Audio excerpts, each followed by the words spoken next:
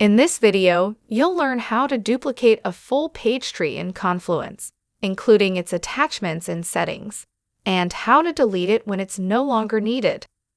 Copying a page tree duplicates an entire hierarchy of pages and can include copying their structure, attachments, labels, properties, and restrictions.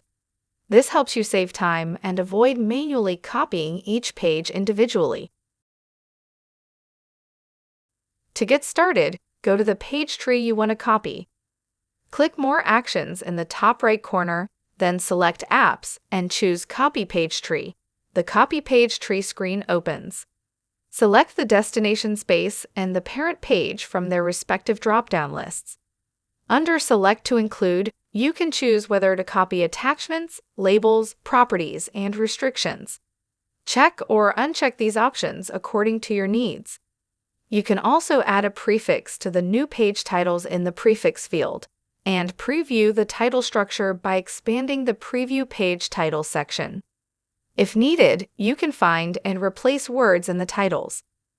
Enable advanced options to add a suffix, edit page content using Find and Replace, or manually update page titles. These options are applied during the second phase of the copy process. When you're done, click Copy Page Tree. Once the process finishes, you'll see a success message. Click Go to New Page to view your newly copied page tree. Now, if you need to delete a page tree, start at the parent page.